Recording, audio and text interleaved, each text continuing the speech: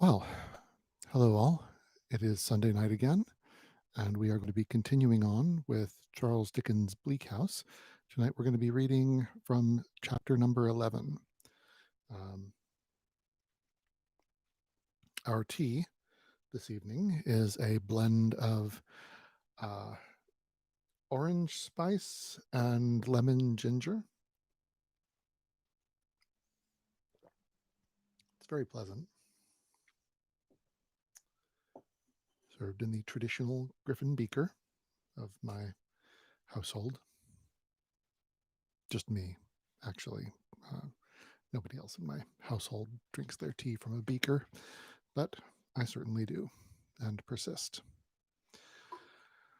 So, when we last left off, Mr. Tulkinghorn, our lawyer friend, had gone searching for a man who had transcribed uh, a particular piece of information from his files, and he managed to track the fellow down to a dingy apartment located over what amounts to a legal junk shop of sorts. Um, and just as he entered the door, he smelled opium and struck his candlestick against the door, but the fellow lying on the bed has not yet awakened, and rattling the door, he inadvertently lets the candle go out and is now there in the dark. Um, so, moving on, we come to chapter 11, Our Dear Brother.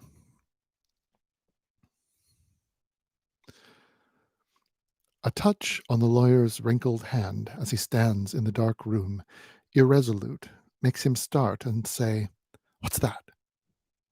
"It's me," returns the old man of the house, whose breath is in his ear. "Can't you wake him?" "No." "What have you done with your candle?" "It's gone out. Here it is." Crook takes it, goes to the fire, stoops over the red embers and tries to get a light. The dying ashes have no light to spare, and his endeavors are in vain.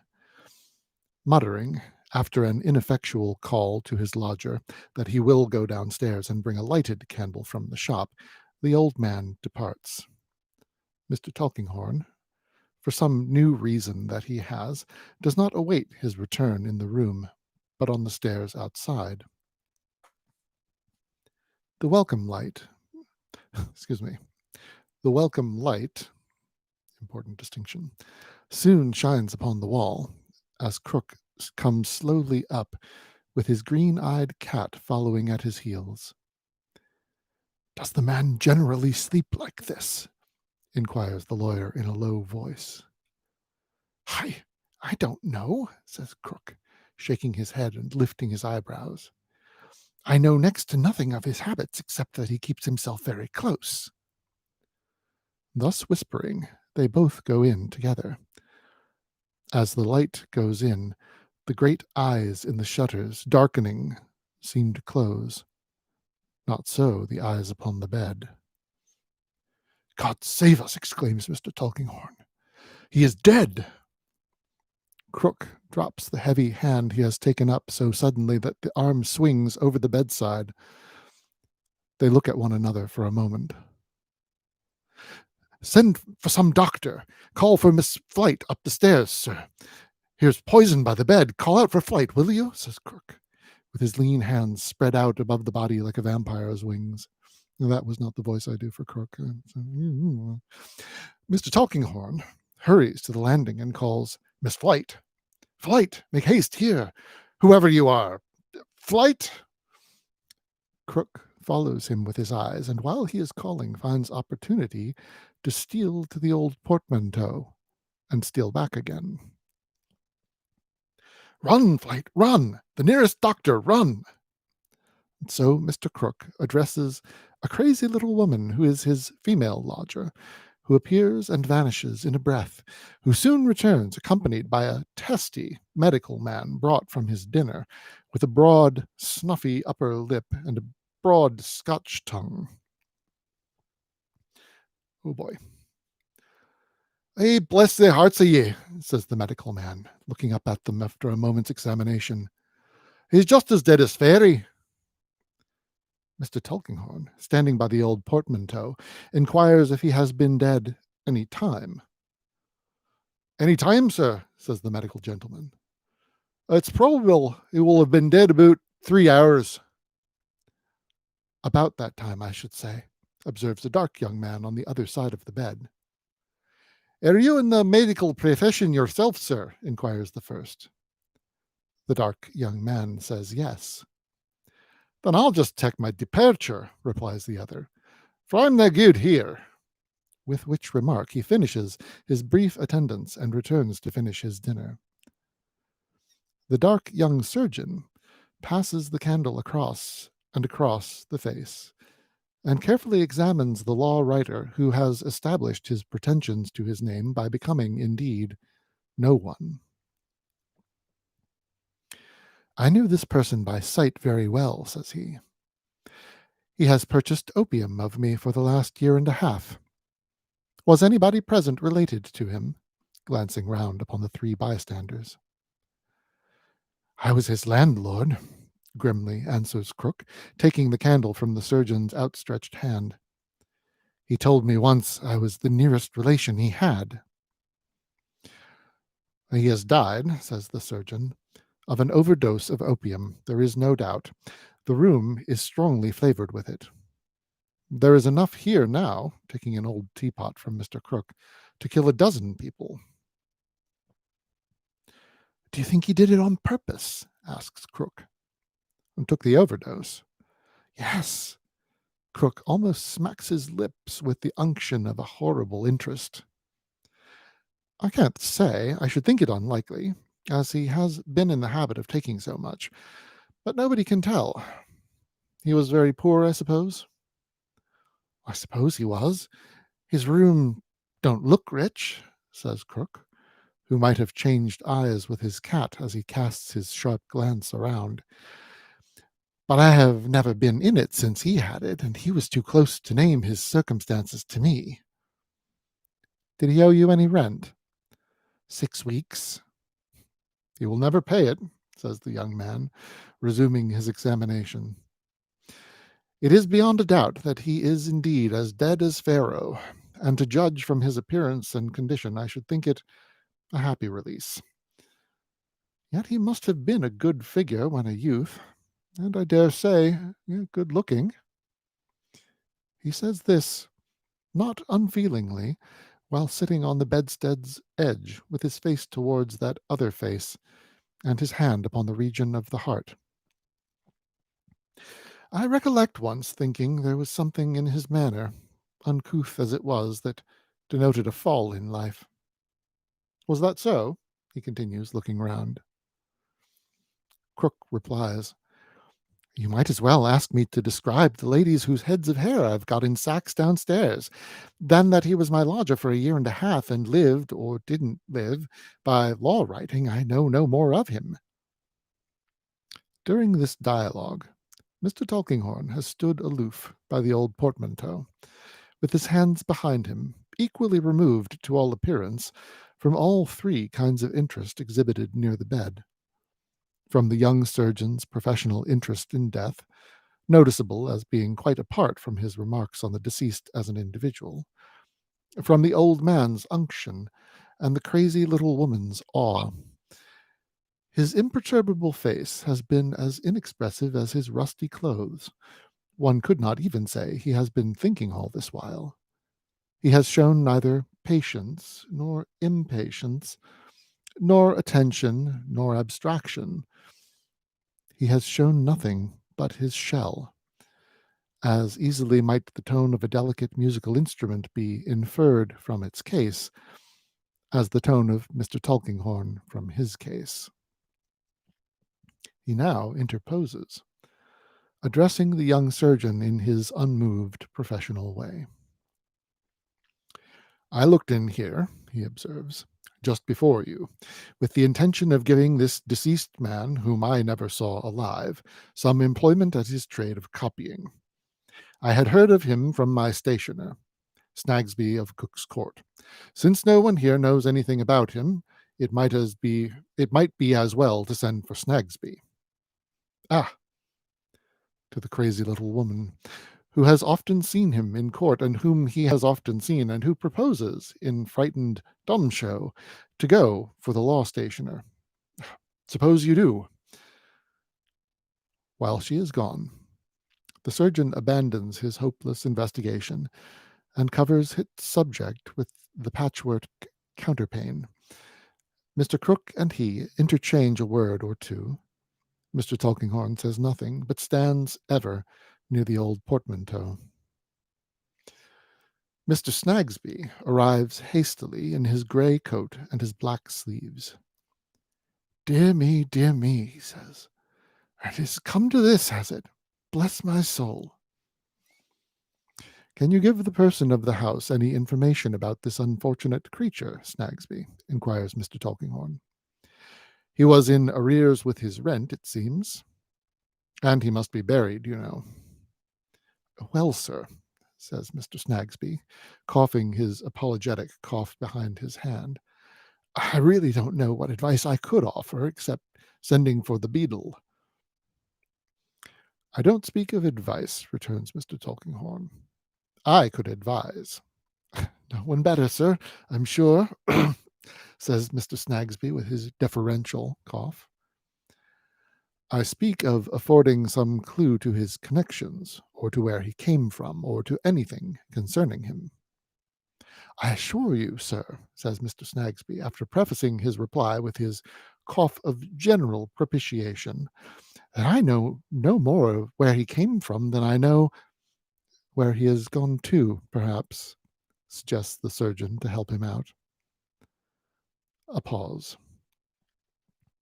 Mr. Tulkinghorn looking at the law stationer, Mr. Crook with his mouth open, looking for somebody to speak next. As to his connections, sir, says Mr. Snagsby, if a person was to say to me, Snagsby, here's £20,000 down, ready for you in the Bank of England if you'll only name one of 'em, I couldn't do it, sir. About a year and a half ago, to the best of my belief, at the time when he first came to lodge at the present rag and bottle shop. That was the time, says Crook with a nod.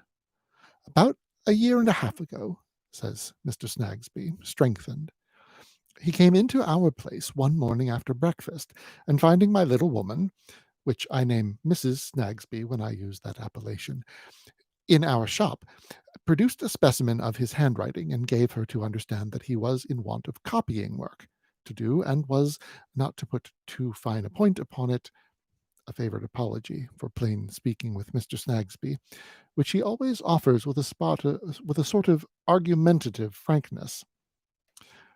Not to put too fine a point upon it, hard up. My little woman is not, in general, partial to strangers, particular, not to put too fine a point on it, when they want anything.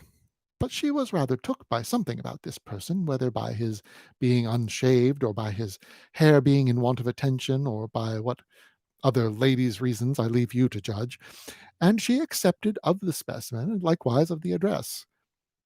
My little woman hasn't a good ear for names, proceeds Mr. Snagsby, after consulting his cough of consideration behind his hand, and she considered Nemo equally the same as Nimrod, in consequence of which she got into a habit of saying to me at meals, Mr. Snagsby, you haven't found Nimrod any work yet, or Mr. Snagsby, why didn't you give that 8 and 30 Chancery folio in Jarndyce to Nimrod, or such like?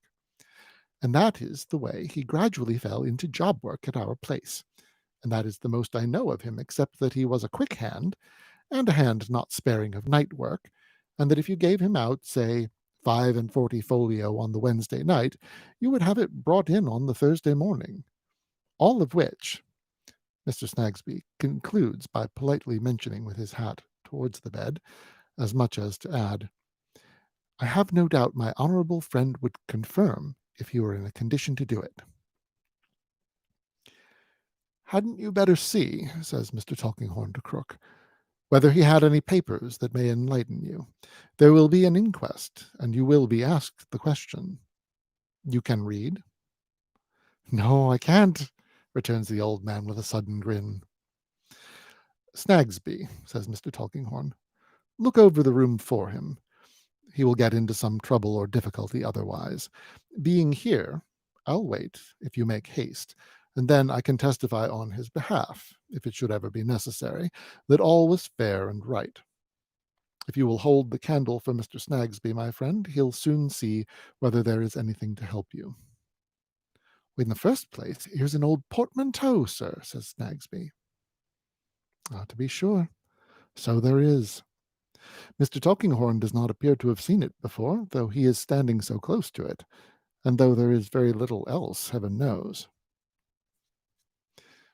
The marine store merchant holds the light, and the law stationer conducts the search.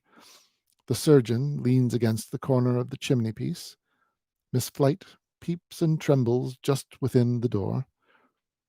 The apt old scholar of the old school, with his dull black breeches tied with ribbons at the knees, his large black waistcoat, his long-sleeved black coat, and his wisp of limp white neckerchief tied in the bow the peerage knows so well, stands in exactly the same place and attitude. There are some worthless articles of clothing in the old portmanteau. There is a bundle of pawnbrokers' duplicates, those turnpike tickets on the road of poverty. There is a crumpled paper, smelling of opium, on which are scrawled rough memoranda, as took such a day so many grains, took such another day so many more, begun some time ago as if with the intention of being regularly continued, but soon left off. There are a few dirty scraps of newspapers, all referring to coroners' inquests. There is nothing else. They search the cupboard and the drawer of the ink-splashed table. There is not a morsel of an old letter or of any other writing in either. The young surgeon examines the dress on the law writer. A knife and some odd halfpence are all he finds. Mr. Snagsby's suggestion is the practical suggestion, after all, and the beadle must be called in. So the crazy little lodger goes for the beadle, and the rest come out of the room. "Don't leave the cat there," says the surgeon. "That won't do." Mr. Crook therefore drives her out before him, and she goes furtively downstairs, winding her lithe tail and licking her lips. "Good night," says Mr. Tulkinghorn, and goes home to allegory and meditation. By this time the news has got into the court. Groups of its inhabitants assemble to discuss the thing, and the outposts of the army of observation, principally boys, are pushed forward to Mr. Crook's window, which they closely invest. A policeman has already walked up to the room, and walked down again to the door, where he stands like a tower, only condescending to see the boys at his base occasionally. But whenever he does see them, they quail and fall back.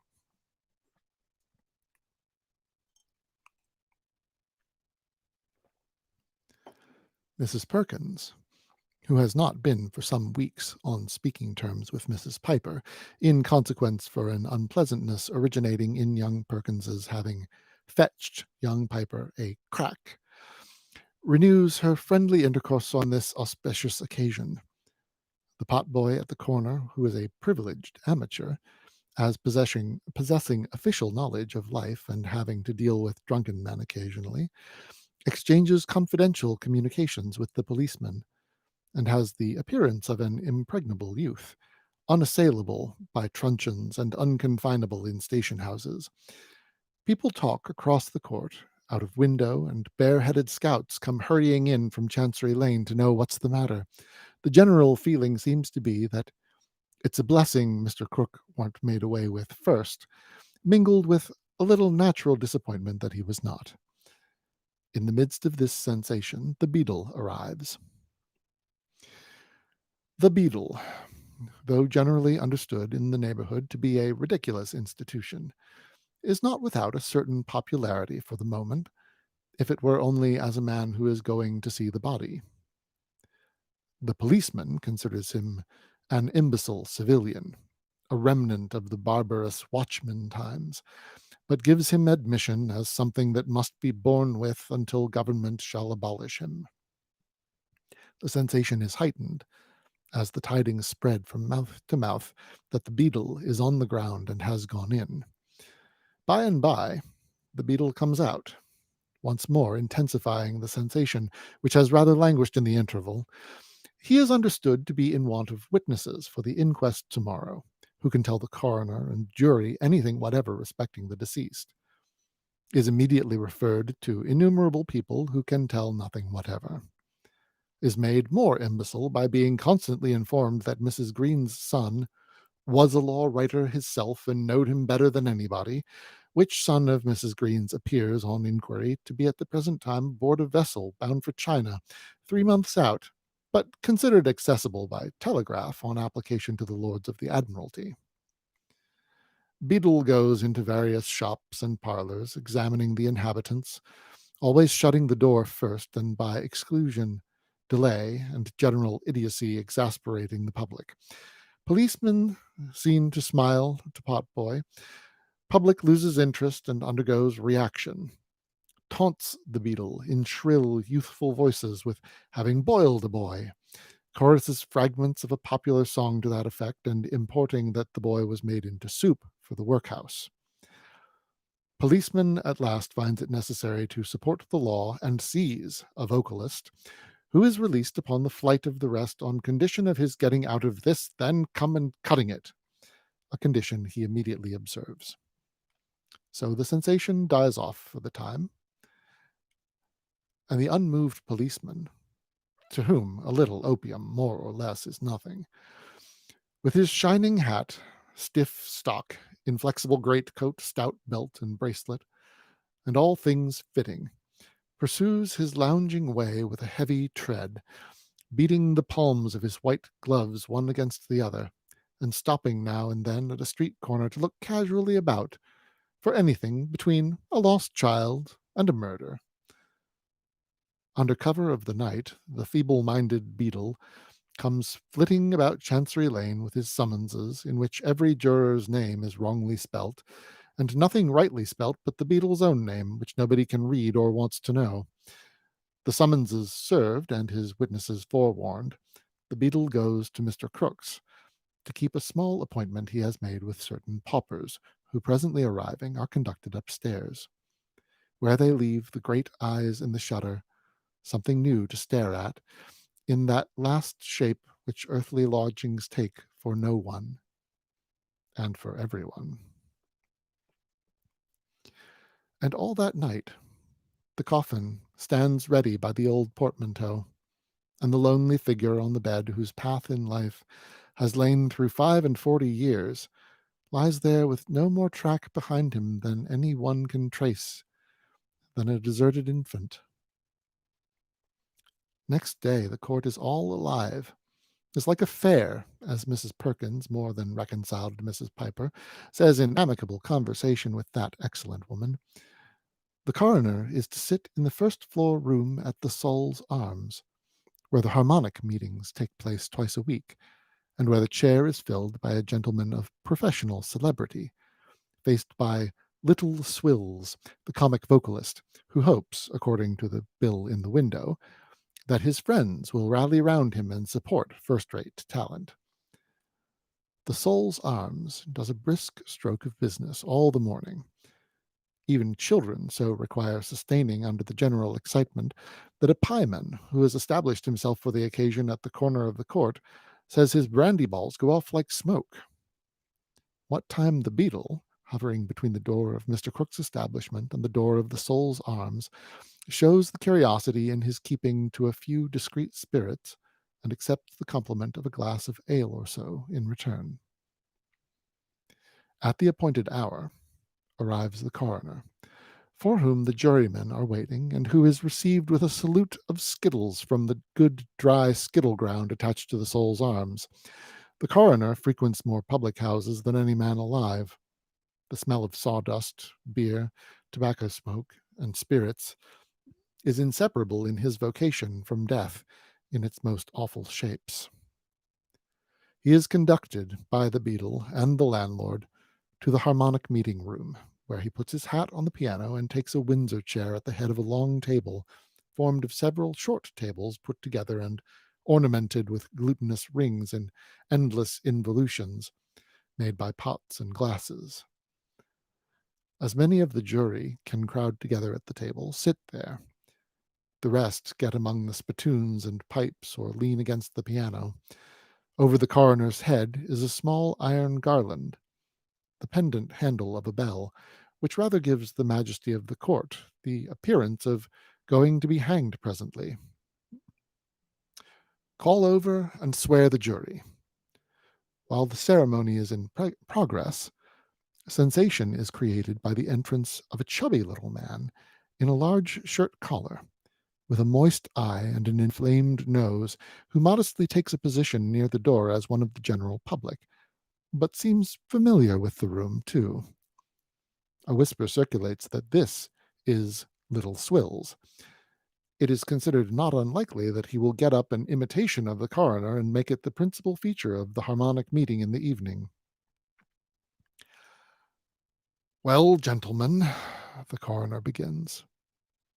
Silence there, will you? Says the beadle. Not to the coroner, though it might appear so. Well, gentlemen, resumes the coroner, you are impaneled here to inquire into the death of a certain man. Evidence will be given before you as to the circumstances attending that death, and you will give your verdict according to the skittles. They must be stopped. Beadle. Evidence, and not according to anything else. The first thing to be done is to view the body. Wake way there, cries the beadle. So they go out in a loose procession, something after the manner of a straggling funeral, and make their inspection in Mr. Crook's back second floor, from which a few of the jurymen retire pale and precipitately. The beadle is very careful that two gentlemen, not very neat about the cuffs and buttons, for whose accommodation he has provided a special little table near the coroner in the harmonic meeting room, should see all that is to be seen. For they are the public chroniclers of such inquiries by the line, and he is not superior to the universal human infirmity, but hopes to read in print what Mooney, the active and intelligent beadle of the district, said and did, and even aspires to see the name of Mooney as familiarly and patronizingly mentioned as the name of the hangman is, according to the latest examples. Little Swills is waiting for the coroner and jury on their return. Mr. Tulkinghorn also. Mr. Tulkinghorn is received with distinction and seated near the coroner, between that high judicial officer, a bagatelle board, and the coal box. The inquiry proceeds. The jury learn how the subject of their inquiry died, and learn no more about him. A very eminent solicitor is in attendance, gentlemen, says the coroner, who, I am informed, was accidentally present when discovery of the death was made. But he could only repeat the evidence you have already heard from the surgeon, the landlord, the lodger, and the law stationer, and it is not necessary to trouble him. Is anybody in attendance who knows anything more? Mrs. Piper, pushed forward by Mrs. Perkins. Mrs. Piper sworn. Anastasia Piper, gentlemen, married woman. Now, Mrs. Piper, what have you got to say about this? Why, Mrs. Piper has a good deal to say, chiefly in parentheses and without punctuation, but has not much to tell. Mrs. Piper lives in the court, which her husband is a cabinet maker, and it has long been well beknown among the neighbors, counting from the day next but one before the half-baptizing of Alexander James Piper, aged 18 months and 4 days old, on account of not being expected to live, such as was the sufferings, gentlemen, of that child in his gums, as the plaintiff, so Mrs. Piper insists on calling the deceased's, was reported to have sold himself thinks it was the plaintiff's air in which that report originated in.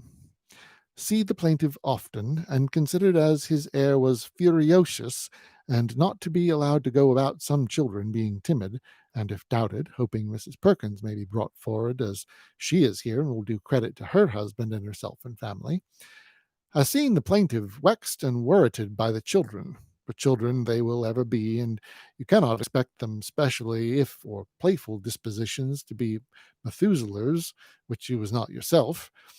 On accounts of this, and his dark looks, has often dreamed as she see him take a pickaxe from his pocket and split Johnny's head, which the child knows not fear, and is repeatedly called after him close at his heels. Never, however, see the plaintiff take a pickaxe or any other weapon far from it, has seen him hurry away when run and called after, as if not partial to children, and never see him speak to neither child nor grown person at any time, except in that boy that sweeps the crossing down the lane over the way, round the corner, which, if he was here, would tell you that he has been a speaking to him frequent. Says the coroner. Is that boy here? Says the beadle. No, sir, he is not here. Says the coroner. Go and fetch him, then. In the absence of the active and intelligent, the coroner converses with Mr. Tulkinghorn. Oh, here's the boy, gentlemen. Here he is, very muddy, very hoarse, very ragged. Now, boy, but stop a minute. Caution. This boy must be put through a few preliminary paces. Name. Joe. Nothing else that he knows on. Don't know that everybody has two names. Never heard of such a think. Don't know that Joe is short for a longer name. Thinks it long enough for him. He don't find no fault with it. Spell it? No, he can't spell it. No father, no mother, no friends. Never been to school. What's home? Knows a broom's a broom. He knows it's wicked to tell a lie. Don't recollect who told him about the broom or about the lie, but knows both. Can't exactly say what'll be done to him arter he's dead if he tells a lie to the gentleman here, but believes there'll be something very bad to punish him and serve him right, and so he'll tell the truth. This won't do, gentlemen, says the coroner with a melancholy shake of his head. Don't you think you can receive his evidence, sir? Asks an attentive juryman. Out of the question, says the coroner. You have heard the boy. Can't exactly say, won't do, you know. We can't take that in a court of justice, gentlemen. It's terrible depravity. Put the boy aside. Boy put aside, to the great edification of the audience, especially of Little Swills, the comic vocalist. Now, is there any other witness? No other witness. Very well, gentlemen. Here's a man, unknown, proved to have been in the habit of taking opium in large quantities for a year and a half, found dead of too much opium. If you think that you have any evidence to lead you to the conclusion that he committed suicide, you will come to that conclusion. If you think it is a case of accidental death, you will find a verdict accordingly. Verdict accordingly. Accidental death, no doubt. Gentlemen, you are discharged. Good afternoon. While the coroner buttons his greatcoat, Mr. Tulkinghorn and he give private audience to the rejected witness in a corner. That graceless creature only knows that the dead man, whom he recognized just now by his yellow face and black hair, was sometimes hooted and pursued about the streets. That one cold winter night when he, the boy, was shivering in a doorway near his crossing, the man turned to look at him, and came back, and having questioned him and found that he had not a friend in the world, said, Neither have I, not one, and gave him the price of a supper and a night's lodging. That the man had often spoken to him since, and asked him whether he slept sound at night, and how he bore cold and hunger, and whether he ever wished to die, and similar strange questions. That when the man had no money, he would say in passing, I am as poor as you today, Joe. But that when he had any, he had always, as the boy most heartily believes, been glad to give him some. He was very good to me, says the boy, wiping his eyes with his wretched sleeve. When I see him a layin' so stretched out just now, I wished he could have heard me tell him so. He was very good to me, he was. As he shuffles downstairs, Mr. Snagsby, lying in wait for him, puts a half-crown in his hand. If you ever see me coming past your crossing with my little woman, I mean, a lady, says Mr. Snagsby with his finger on his nose, don't allude to it. For some little time, the jurymen hang about the Soul's Arms colloquially. In the sequel, half a dozen are caught up in a cloud of pipe smoke that pervades the parlor of the Soul's Arms. 2 stroll to Hampstead, and 4 engage to go half price to the play at night, and top up with oysters. Little Swills is treated on several hands. Being asked what he thinks of the proceedings, characterizes them, his strength lying in a slangular direction, as a rummy start. The landlord of the Soul's Arms, finding Little Swills so popular, commends him highly to the jurymen and public, observing that for a song in character, he don't know his equal, and that that man's character wardrobe would fill a cart. Thus, gradually, the Soul's Arms melts into the shadowy night, and then flares out of it, strong in gas. The harmonic meeting hour arriving, the gentleman of professional celebrity takes the chair, is faced, red-faced, by Little Swills. Their friends rally round them and support first-rate talent. In the zenith of the evening, Little Swills says, "Gentlemen, if you'll permit me, I'll attempt a short description of a scene of real life that came off here today," is much applauded and encouraged, goes out of the room as Swills, comes in as the coroner, not the least in the world like him, describes the inquest with recreative intervals of pianoforte accompaniment to the refrain, with his, the coroner's, tippy-toll-ly-doll, tippy-toll-lo-doll, tippy-toll-ly-doll, D. The jingling piano at last is silent, and the harmonic friends rally round their pillows. Then there is rest around the lonely figure, now laid in its last earthly habitation, and it is watched by the gaunt eyes in the shutters through some quiet hours of night. If this forlorn man could have been prophetically seen lying here by the mother at whose breast he nestled, a little child with eyes upraised to her loving face, and soft hand scarcely knowing how to close upon the neck to which it crept, what an impossibility the vision would have seemed. Oh, if in brighter days the now extinguished fire within him ever burned for one woman who held him in her heart! Where is she, while these ashes are above the ground? It is anything but a night of rest at Mr. Snagsby's in Cook's Court, where Guster murders sleep by going, as Mr. Snagsby himself allows, not to put too fine a point upon it, out of one fit into 20. The occasion of this seizure is that Guster has a tender heart, and a susceptible something that possibly might have been imagination but for Tooting and her patron saint.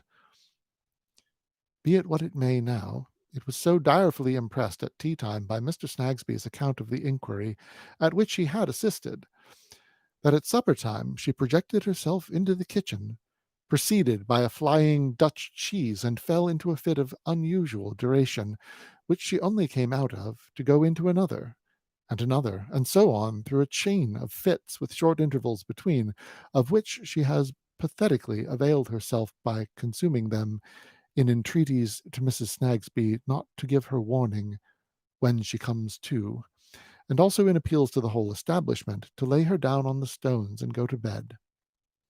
Hence Mr. Snagsby, at last hearing the cock at the little dairy in Cursitor Street go into that disinterested ecstasy of his on the subject of daylight, says, drawing a long breath, though the most patient of men, "I thought you was dead, I'm sure." What question this enthusiastic fowl supposes he settles when he strains himself to such an extent, or why he should thus crow, So men crow on various triumphant public occasions, however. About what cannot be of any moment to him is his affair. It is enough that daylight comes, morning comes, noon comes, and then the active and intelligent, who has got into the morning papers as such, comes with his pauper company to Mr. Crook's, and bears off the body of our dear brother, here departed to a hemmed-in churchyard, pestiferous and obscene, whence malignant diseases are communicated to the bodies of our dear brothers and sisters who have not departed, while our dear brothers and sisters who hang about official back stairs, would to heaven they had departed, are very complacent and agreeable. Into a beastly scrap of ground they bring our dear brother here, departed to receive a Christian burial. With houses looking on every side, save where a reeking little tunnel of a court gives access to the iron gate, with every villainy of life in action close on death, and every poisonous element of death in action close on life, here they lower our dear brother down a foot or two. Here sow him in corruption, to be raised in corruption, an avenging ghost at many a sick bedside, a shameful testimony to future ages how civilization and barbarism walked this boastful island together.